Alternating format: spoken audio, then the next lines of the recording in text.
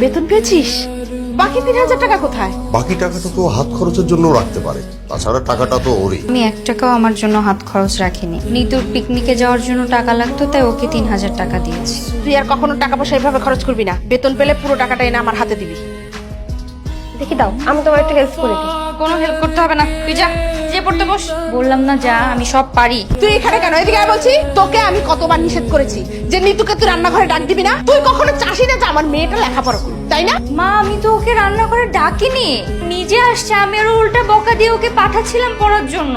তোমরা দুজনে মিলে ইচ্ছে করলে রাতের রান্নাটা করতে পারতে না? মেয়েটা সারাটা দিন অফিসে খাটুনি খেটে বাসায় ফিরে এসে আবার এই পুরো সংসারের ঘানিটা তাকে টানতে হয়। আর তুমি কি করো? তুমি তো সারাটা দিন চুপচাপ শুধু বিছানার উপর বসে থেকে 3 বেলা খাও। মেয়েকে আহ্লাদ দিচ্ছ না? বেশি আহ্লাদ দিও, পরে পস্তাতে হবে। এটা তো আমার নিজের বাড়ি, কাজ করতে কিসের সমস্যা? অফিস করে এসে সারাদিন কি বাসায় বসে থাকবো নাকি? কাজ কাম করলে তো নিজেরই ভালো। আমি কাজ শিখছি, বের পর আমাকে সংসার করে খেতে হবে না? আজকের কাপড়গুলো ধুয়ে রেখে গেলি না? ঘুম থেকে উঠে তো রান্না করতে করতেই সময় চলে গেছে। রান্নার ফাঁকে ফাঁকে তো কাপড়গুলো ধুয়ে রাখা যেত। এখন কে ধোবে এতগুলো কাপড়? আপনি আর নিতেও তো গোসলের সময় ধুয়ে দিতে পারেন। আজ অফিস থেকে বাসায় ফিরে সবার আগে কাপড়গুলো ধুয়ে পরিষ্কার করবে, তারপর বাকি সব কাজ। বাসায় বাবা মা দুজনে আমাকে বিয়ের জন্য চাপ দিচ্ছে। মেয়ে দেখতে চাচ্ছিল, আমি বলে দিয়েছি আমার পছন্দের মেয়ে আছে। এখন তুমি শুধু বলো তোমাদের বাসায় কবে লোক পাঠাবো। আমাদের বাসায় লোকজন পাঠিয়ে কোনো লাভ হবে না। আমাকে এখন বিয়ে দিবে না। মানুষের একান্ত কিছু কিছু দুঃখ থাকে, যা কারোর সাথে শেয়ার করা যায় না, কারোর সামনে প্রকাশও করা যায় না।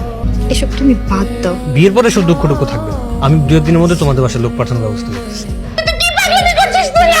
নিতু, আরক্ত হলে যে গলায় ফাঁস লেগে একটা অঘটন ঘটে যেতে পারতো, সেটা কি মাথায় আছে? আজকে তোর যদি কোনো একটা অ্যাক্সিডেন্ট হতো, আমি আমার বোন হারাইতাম, বাবা মেয়ে হারাইতো, মা তার মেয়েকে হারাইতো, কিন্তু ওই ছেলের কি হতো? কিচ্ছু না।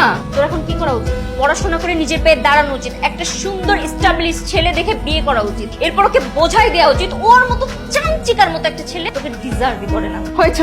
আর তোমাকে কিছু বলতে হবে না। আমি সব বুঝতে পেরেছি। এই সব কিছু তোমার এই মেয়ের জন্য হয়েছে। তোমার মেয়ে আমার মেয়েকে এই সর্বনাশ করতে বাধ্য করেছে। ফালতু একটা মানুষ তুমি। যখনই সুযোগ পাও তখনই তুমি নাবিলার দোষ দেওয়ার চেষ্টা করো। তোমার ছোট মেয়ে অপরাধ করেছে, সেই দোষ ওর উপরে কেন চাপাচ্ছ? থামো না। সব সিচুয়েশনে তোমাদের আমাকে নিয়ে ঝগড়া করার কোনো দরকার নাই। এই তুই আয় তো আমার সাথে, আয় তুই। আমার মেয়েকে চেনে? ওরা তো একে অপরকে পছন্দ করে, ভালোবাসে আর কি। ছেলে পক্ষের যদি আমাদের মেয়ে এবং সবকিছু দেখে পছন্দ হয়ে থাকে, তাহলে আমাদের পক্ষ থেকে আর কোনো আপত্তি নেই।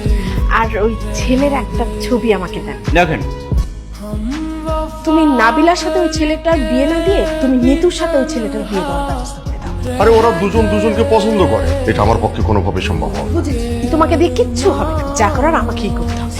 এই ছবিটা দেখতো, এই ছেলেটা নাবিলার পরিচিত। তুই একটা কাজ করবি, নাবিলাকে বলবি তুই এই ছেলেটিকে খুব পছন্দ করিস, বিয়ে করতে চাস। এই ছেলের সাথে যদি তোর বিয়ে না হয় তাহলে তুই আত্মহত্যা করবি। এই কথা শুনলেই নাবিলা যে করেই হোক এই ছেলেকে রাজি করাবে। আমি যদি আপুকে বলি, আপু নিজেই এই ছেলের সাথে আমাকে বিয়ে দিতে চাইবে। তাহলে নাবিলা এলে আজকে ওকে এই কথাটা বলবি, ঠিক আছে?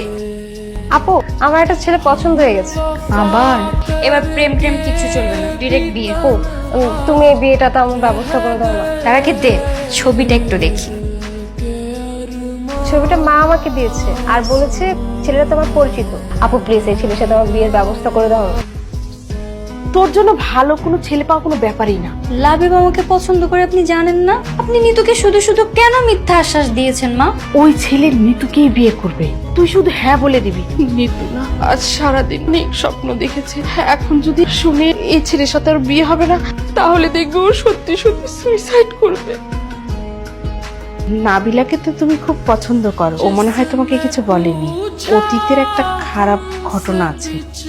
বছর 3 আগে আর কি একটা ছেলের সাথে ওর একটু অবৈধ সম্পর্ক ছিল। ছেলেটা মাঝে মাঝে রাতে এসে বাড়িতে সময় কাটাতো আর কি। আপনার এই কথা আমি বিশ্বাস করবো কেন? তুমি চাইলে নাবিলাকে জিজ্ঞেস করতে পারো। নাবিলা, আন্টি যা বলেছে তা কি সত্যি? হ্যাঁ। তার মানে তুমি বাইরে থেকে লোক এনে তার সাথে? ছি। মানে তোকে আমি কালকে রাতে বললাম না যে ব্যাপারটা ওকে জানানো দরকার। সব কথা শুনেছিলাম, তাই বলে আপনি আমার চরিত্রে এভাবে দাগ লাগালেন। এখন যা হবার তা তো হয়েই গেছে। এখন তুই দেখ কি করে এখন নিতুর সাথে ওর বিয়েটা দেওয়া যায়। ওর সাথে যদি বিয়ে না হয় নিতু কিন্তু মনে খুব কষ্ট পাবে।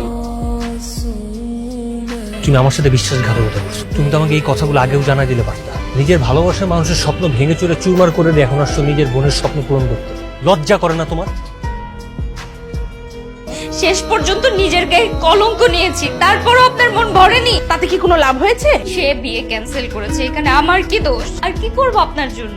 জীবন দিয়ে দিব। আজকে যদি আমার মা বেঁচে থাকতো, কখনো আমার সাথে এরকম করতে পারতো? আমি আজকে আপনার মেয়ে না বলে আপনি আমাকে কলঙ্কিত করছেন। মানুষ দেখতে কুত্তা পারলেও তার প্রতি মায়া জন্মায়। আমি সেই কুত্তার থেকে অধম যে আমার প্রতি আপনার একটু মায়া কাজ করে না। সারাদিন অফিস শেষ করে এসে বাসার সব কাজ করছি, এমনকি মাস শেষে বেতনটাও আপনার হাতেই তুলে দিচ্ছি। এত কারার মতো ঘাটার পর আপনি আমারে কি প্রতিদান দিচ্ছেন? এইটা আমার ভাগ্যটাই এরকম, আমার কাউকে কিছু বলার নাই। ভেবে দেখলাম তোমার শেষ প্রস্তাবটা আমি রাজি, মানে তোমার ছোট বোন নিতুকে আমি বিয়ে করতে চাই। করো, সমস্যা নেই। বসো, এখানে এসে বসো।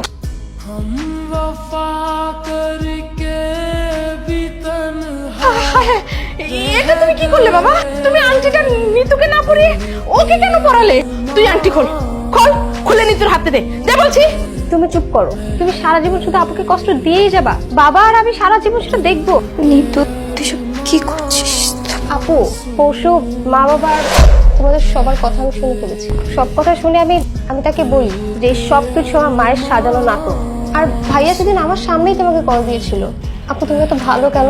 তুমি আমার জন্য সবসময় এত ত্যাগ করতে চাও কেন? আমি তোকে কখনো সৎ বোন মনে করিনি, আমি সবসময় তোকে নিজের আপন বোন মনে করছি।